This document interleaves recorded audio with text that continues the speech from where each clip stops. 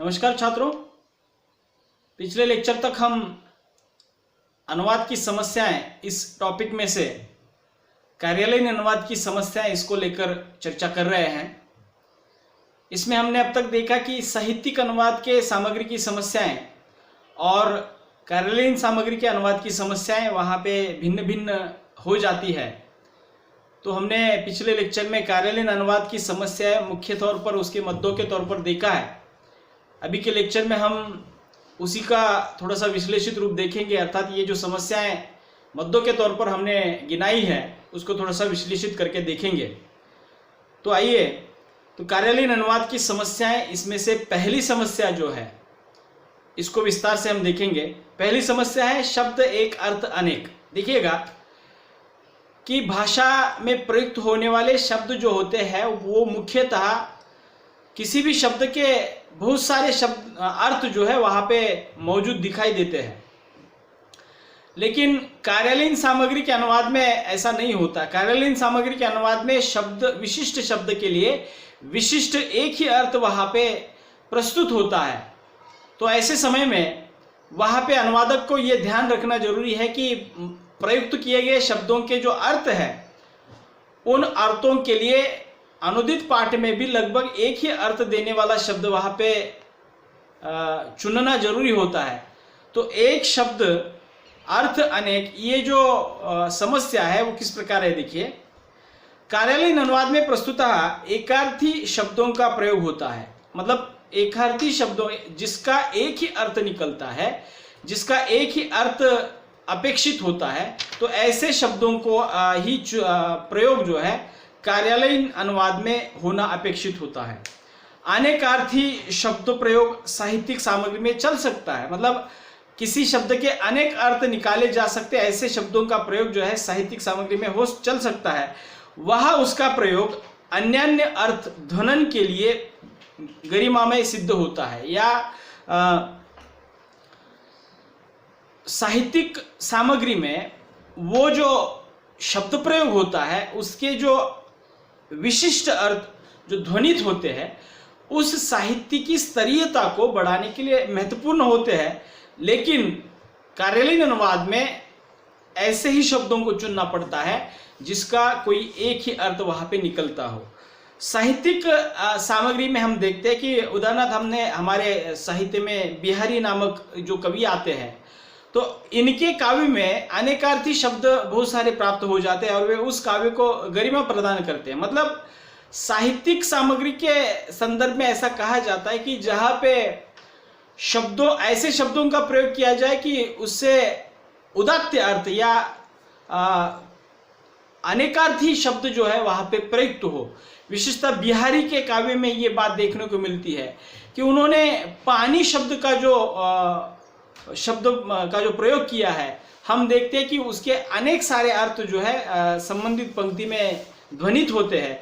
तो ऐसे अनेक अर्थ ध्वनित होने के कारण साहित्यिक क्षेत्र में इसको गरिमा प्रदान होती है या उसका महत्व बढ़ता है, लेकिन कार्यालयीन अनुवाद में ऐसा नहीं है। अर्थात साहित्येतर सामग्री के अनुवाद में, विशेषतः कार्यालयीन साहित्य के अनुवाद में अनेकार्थक के बजाय एक ही अर्थ देने वाले शब्दों का प्रयोग होता है और अनेक अर्थ देने वाले शब्द वहाँ पे हानिकारक माने जाते हैं या हानिकारक बन जाते हैं। ऐसे शब्द अनुवाद में मुख्य समस्या बन जाते हैं। उदाहरण स्वरूप हम देखते हैं कि अंग्रेजी का डायरेक्टर शब्द लीजिए। अंग्रेजी का एक शब्द है डायरेक्टर, इसके लिए हिंदी में क्रमशः अर्थ मिलते हैं निदेशक, संचालक, दिग्दर्शक।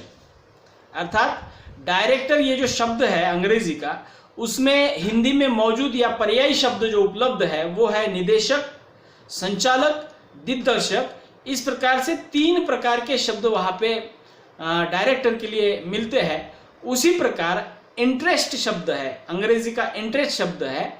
हम देख रहे हैं कि शब्द एक ही है, लेकिन उसके लिए मिलने वाले जो अर्थ है या मौजूद जो अर्थ है वो अनेक है। तो ये समस्या किस प्रकार है, तो इंटरेस्ट शब्द है, इसके लिए बैज, हित, स्वार्थ तथा अभिरुचि, इतने प्रकार 4 प्रकार के अर्थ वहाँ पे पर्याय के रूप में आ जाते हैं। तो अनुवादक को ये ध्यान रखना होता है कि बैंक से संबंधित सामग्री है और वहाँ पे इंटरेस्ट शब्द आ रहा है, तो समझ लीजिएगा कि वह इंटरेस्ट शब्द ब्याज को लेकर वहां पे प्रयुक्त हुआ है, अर्थात सामग्री जिस क्षेत्र की है उसके आधार पर वो इंटरेस्ट शब्द का अर्थ जो है अनेक अर्थ के रूप में तब्दील हो जाता है। तो इस तरह से ये ध्यान रखना जरूरी है, ये एक ही शब्द के लिए अनेक अर्थ जो मौजूद है उसके लिए वहां पे ये समस्या बन जाती है। उसी प्रकार दूसरा एक शब्द है अंग्रेजी का इशू, ISSUE, इशू जिसको कहा जाता है। तो ये इशू शब्द है हिंदी में, इसके लिए मामला, समस्या, प्रश्न, संतान, जारी करना, प्रदान करना, अर्थात मामला, समस्या, प्रश्न, संतान, जारी करना, प्रदान करना, लगभग 5-6 अर्थ जो है इशू इस अंग्रेजी अकेले शब्द के वहां पे मिल जाते हैं, मौजूद है। तो ऐसे समय में भी वहां पे इस शब्द को अर्थ को प्रस्तुत करते समय अनेक अर्थ मौजूद होने के कारण, मतलब अगर ये इशू शब्द अंग्रेजी से हिंदी में हम अनुवादित कर रहे हैं तो ये मामला, समस्या, प्रश्न, संतान, जारी करना, प्रदान करना, ये जो अर्थ वहां पे हिंदी में मौजूद है तो उसको चुनने की जो समस्या है वो वहां पे महत्वपूर्ण बन जाती है। तो इस तरह से ऐसे कई सारे शब्द अंग्रेजी में हैं, लेकिन हिंदी में उसके लिए बहुत सारे पर्याय या अनेक अर्थ उपलब्ध है। तो इस तरह से अनेकार्थी शब्द प्रयोग से अनुवाद में समस्या खड़ी हो जाती है।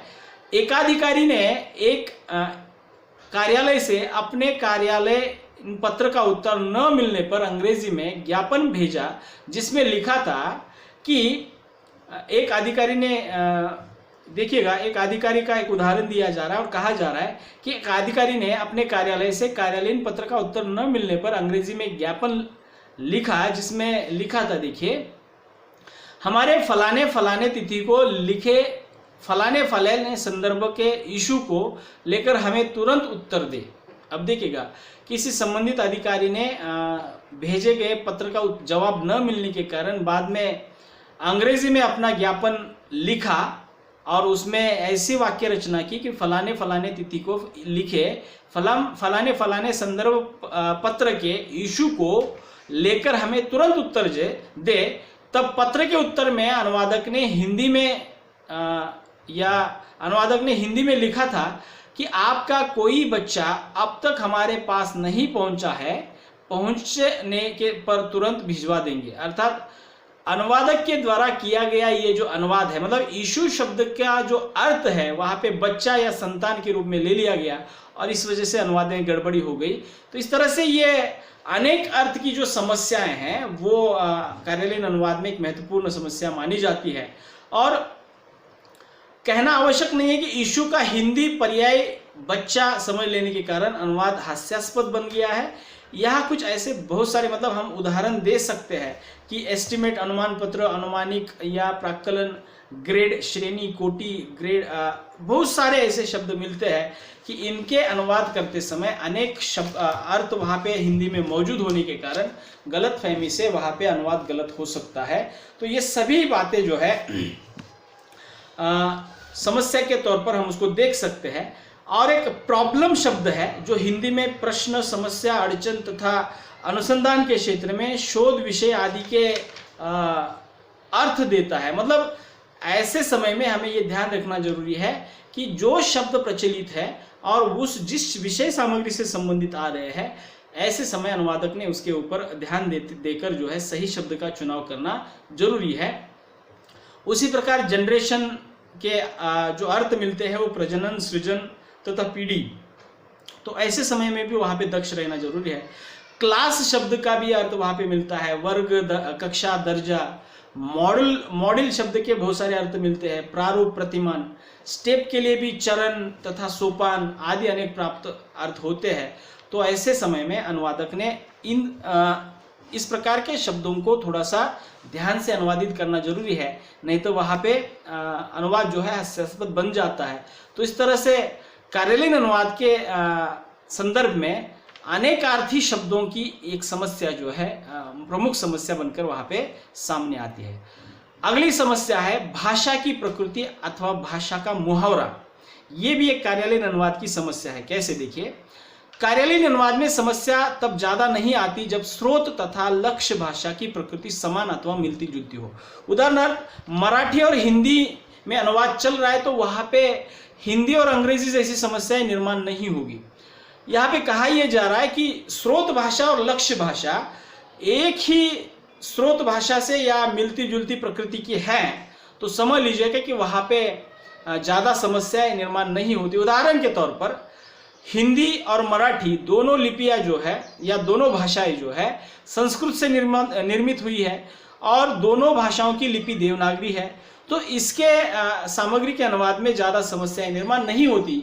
लेकिन अंग्रेजी और हिंदी के अनुवाद में ये समस्याएं हम उसकी संरचना के आधार पर, भाषा की प्रकृति के आधार पर समस्याएं बनी हुई दिखाई देती है। उदाहरणार्थ अंग्रेजी की लिपि जो है रोमन लिपि है और हिंदी की लिपि देवनागरी है, तो ऐसे समय ये जो भाषा की प्रकृति है वो अनुवाद में किस प्रकार समस्या बन जाती है, इसका थोड़ा सा विवरण देखेंगे।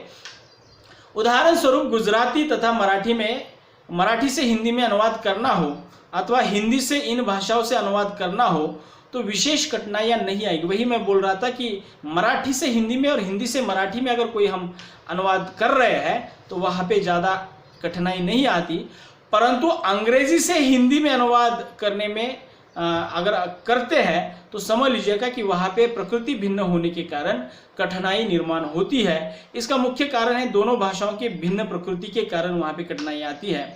अंग्रेजी तथा हिंदी का मुहावरा भिन्न होने के कारण अनुवाद में समस्या खड़ी हो जाती है। मतलब बहुत बार ये अंग्रेजी में प्रयुक्त होने वाले मुहावरे और हिंदी में प्रयुक्त होने वाले मुहावरे ये भिन्न भिन्न होने के कारण वहाँ पे एक समस्या के तौर पर इसको देखा जाता है। अंग्रेजी में लिखे कार्यालयीन पत्र प्रायः इस प्रकार लिखे जाते हैं, मतलब अंग्रेजी में कुछ पत्र जो है इस प्रकार लिखे जाते हैं, with reference to your letter number so and so dated so and so I am to say. अब देखिएगा कि यहाँ पे सो एंड सो की बजाय आप देखेंगे कि लेटर नंबर वहाँ पे दिया जाता है 41/2016 और डेट जो भी कुछ आज की मान लीजिएगा, तो आई एम टू से अर्थात उस कार्यालयीन पत्र का एक वाक्य है या उस पत्र की एक पंक्ति है और उसको अंग्रेजी में लिखा गया है with reference to your letter number so and so dated so and so I am to say, इतनी ये पंक्ति है। या आई एम डायरेक्टेड टू से, मतलब आई एम टू से या आई एम डायरेक्टेड टू से, मैं आदेश दे रहा हूं, मैं ऐसा कह रहा हूं। आदि से आरंभ होते हुए वाक्य जो है इसका जब हिंदी में अनुवाद हो रहा है या हिंदी में अनुवाद करना है तो किस प्रकार होगा, देखिए, आपके अमुक अमुक तारीख के अमुक अमुक संख्यांक पत्र के संदर्भ के अनुसार मुझे ये कहना है कि, या दूसरा अनुवाद इस प्रकार हो सकता है, मुझे ये कहने का निर्देश हुआ है कि हिंदी अनुवाद हिंदी भाषा के मुहावरे के अनुकूल बिल्कुल नहीं है। देखिए यहाँ पे हो क्या रहा है कि भाषा की जो प्रकृति है अंग्रेजी में लिखा गया है with reference to your letter number so and so dated so and so I am to say या I am directed to say that, आदि से ये उसकी शुरुआत हुई है। लेकिन हिंदी में अगर इसी धरातल पर उसका अगर अनुवाद किया जा रहा है तो हिंदी की प्रकृति अलग है, हिंदी की वाक्य रचना अलग है, हिंदी की कर्ता कर्म क्रिया के अनुसार वहाँ पे वाक्य रचना आती है, तो हिंदी की प्रकृति के अनुसार ही वहाँ पे अनुवाद होना जरूरी है। और यहाँ पे इस प्रकार का अनुवाद अगर किया जाता है आपके अमुक तारीख के अमुक संख्यांक पत्र के संदर्भ के अनुसार मुझे कहना यह है कि, अगर ऐसा अनुवाद करेंगे तो ये अनुवाद जो है बिल्कुल हिंदी के प्रकृति के अनुसार नहीं है, हिंदी के मुहावरे के अनुसार नहीं है। या इसके बदले यदि लिखा जाए अर्थात अंग्रेजी में लिखी गई बात को हिंदी के प्रकृति के अनुसार हिंदी के मुहावरे के अनुसार अगर लिखने की बात आ जाती है तो वो सही अनुवाद क्या होगा, देखिए,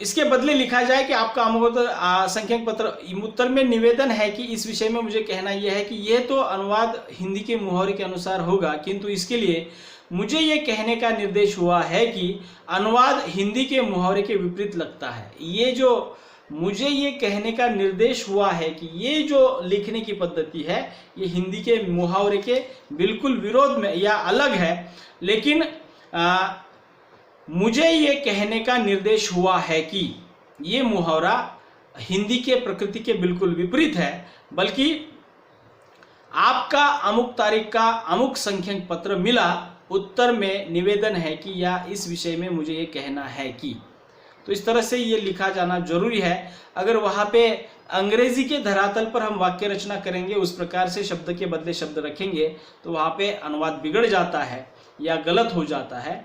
तो कार्यालयीन कुछ पत्रों में, विशेषतः कार्यालयीन ज्ञापन में अंग्रेजी में undersign directed to say that वाली भाषा का प्रयोग होता है। Undersign directed to say that का भाषा का प्रयोग होता है। इसका हिंदी अनुवाद है कि आधो हस्ताक्षरी को यह कहने का निर्देश हुआ है कि प्राय अटपटा सा लगता है। मतलब आधो हस्ताक्षरी से या आधो हस्ताक्षरी को यह कहने का निर्देश हुआ है कि undersign directed to say that, इसके बदले अधो हस्ताक्षरी को यह कहने का निर्देश हुआ है कि। इस प्रकार का अनुवाद हास्यास्पद है, अटपटा है।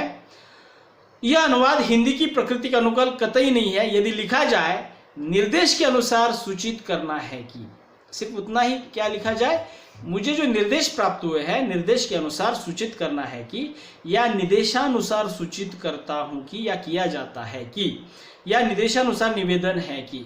इस प्रकार से हिंदी की प्रकृति अनुरूप या हिंदी के मुहावरे के अनुरूप वहाँ पे अनुवाद सही बन जाता है। ऐसा करने से वहाँ पे अनुवादक ने ये तालमेल जो है बिठाना जरूरी है कि हिंदी की प्रकृति क्या है, अंग्रेजी की प्रकृति क्या है, उसके अनुरूप वहाँ पे अनुवाद करना जरूरी है, अन्यथा ये समस्या बनकर उभरता है। तो यह अनुवाद निश्चय ही हिंदी की प्रकृति के अनुसार होगा, या ये जो अभी कहा था मैंने निर्देशानुसार निवेदन है कि, या निर्देशानुसार सूचित किया जाता है कि। तो ये सभी बातें हम इसलिए देख रहे हैं कि भाषा की प्रकृति बदलने के कारण अनुदित पाठ की जो भाषा है उसके प्रकृति के अनुरूप वहाँ पे अनुवाद होना जरूरी होता है, तभी जाकर अनुवाद सही बनता है।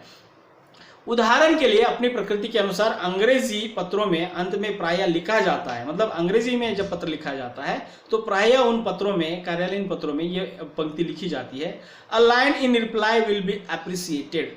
A line in reply will be appreciated, उसके उत्तर में एक पंक्ति प्रशंसित रहेगी।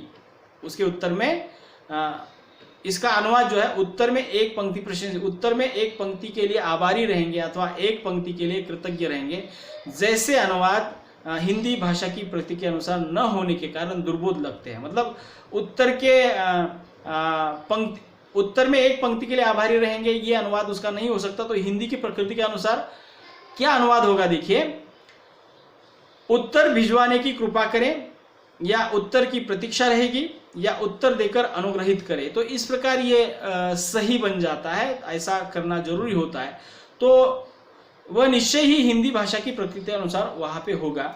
इन दिनों कार्यालयीन अनुवाद पर अंग्रेजी भाषा का गहरा प्रभाव दिखाई देता है, जो इन हिंदी मुहावरों के अनुकूल है और न प्रकृति के अनुकूल। जैसे अर्ली ऑर्डर्स एट सॉलिसिटेड, शीघ्र आदेश प्रार्थित है। अर्ली ऑर्डर सॉलिसिटेड, शीघ्र आदेश प्रार्थित है, मतलब आदेश जितना जल्दी हो सके देना, मतलब विनती है। आई एम डायरेक्टेड टू से, ये अंग्रेजी की पंक्ति है और इसका अनुवाद मुझे कहने का निर्देश हुआ है। Has no comments to make, कोई टीका नहीं करनी है। For favour of doing the needful, यथा आवश्यक कार्रवाई की कृपा के लिए। एज अर्ली एज पॉसिबल, यथासंभव शीघ्र, यथासंभव शीघ्र। ये सभी उदाहरण जो हम देख रहे हैं, इन उदाहरणों से स्पष्ट होने में देर न लगती कि ये अनुवाद हिंदी की प्रकृति के अनुसार न होकर केवल अंग्रेजी के प्रकृति में या अंग्रेजी के प्रभाव के आधार पर वहाँ पे अनुवाद किए गए हैं और अंग्रेजी की प्रकृति उस पर हावी हुई है। यदि उपर्युक्त सामग्री की हिंदी सब प्रकृति के अनुवाद करना हो तो उसे इस प्रकार किया जा सकता है। देखिए, पहला, अर्ली ऑर्डर्स आर सॉलिसिटेटेड, यहाँ पे दिया था अंग्रेजी की प्रकृति के अनुसार शीघ्र आदेश प्रार्थित है। तो हिंदी की प्रकृति के अनुसार सही अनुवाद क्या है? प्रार्थना है कि आदेश शीघ्र दे। अर्ली ऑर्डर्स आर सॉलिसिटेड, प्रार्थना है कि आदेश शीघ्र दे। अब हम क्या देख रहे हैं? अंग्रेजी की प्रकृति के अनुसार वहां पे लिखा गया वाक्य और हिंदी की प्रकृति के अनुसार क्या लिखना जरूरी है, इसको थोड़ा सा हम तालमेल देख रहे हैं। दूसरा वाक्य हमने देखा, आई एम डायरेक्टेड टू से, और हिंदी की प्रकृति के अनुसार वही बनेगा, निर्देशानुसार निवेदन है कि। तो इस तरह से ये सही अनुवाद बन जाता है। तो इस प्रकार से जितनी जल्दी संभव हो सके, मतलब एज अर्ली एज पॉसिबल, जितनी जल्दी संभव हो सके, तो इस तरह से ये अनुवाद जो है संबंधित भाषा के प्रकृति के अनुसार करने की समस्या जो है कार्यालयीन अनुवाद में उभरती है। अंग्रेजी पत्र के अंत में कई बार योर फेथफुली या योर सिंसियरली का प्रयोग होता है, जो औपचारिक ही है। मतलब अंग्रेजी पत्राचार में विशेषतः हम देखते हैं कि योर्स फेथफुली या योर्स सिंसियरली ये प्रयोग वहाँ पे औपचारिक तरीके से देखने को मिलते हैं, जिसके लिए हिंदी में आपका या आपका ही शब्द का प्रयोग सही नहीं लगता। तो हिंदी में सिर्फ आपका ही लिखेंगे तो नहीं चलेगा, तो वहाँ पे क्या लिखना चाहिए, जरूरी है आपका भौदीय, आपका कृतज्ञ, ये इस प्रकार के औपचारिक मुहावरे जो है वहाँ पे हिंदी के अनुकूल वहाँ पे लिखने जरूरी है। कार्यालयीन अनुवाद में भी शब्द दर शब्द के अनुवाद की अपेक्षा भावार्थ का सही संप्रेषण महत्वपूर्ण होता है। हिंदी की प्रकृति के अनुसार अनुवाद करना हो तो आवश्यकता अनुसार कभी दो वाक्यों का एक तो कभी एक वाक्यों का दो वाक्यों में अनुवाद करना पड़ता है। अर्थात कार्यालयीन अनुवाद के अनुसार यहाँ पे अगर बात की जाए तो आवश्यकता के अनुसार कभी दो वाक्यों का एक वाक्य में और एक वाक्य का दो वाक्य में अनुवाद करना पड़ता है। तो इस तरह से कार्यालयीन अनुवाद में भी वहाँ पे संप्रेषण मतलब प्रस्तुत जो भाव जो है या भावार्थ का जो संप्रेषण है वो बहुत महत्वपूर्ण होता है। तो इसलिए भाषा की प्रकृति या भाषा का मुहावरा जो है ये भी एक कार्यालयीन अनुवाद की समस्या है। अगली समस्याएं अगले लेक्चर में हम देखेंगे। अब तक आपने दो समस्याएं देखी, एक शब्द एक अर्थ अनेक और दूसरा भाषा की प्रकृति और भाषा का मुहावरा। ये दो हमने कार्यालयीन अनुवाद की समस्याएं देखी है। तीसरी समस्या अगले लेक्चर में देखेंगे। तब तक के लिए रुकते हैं। धन्यवाद।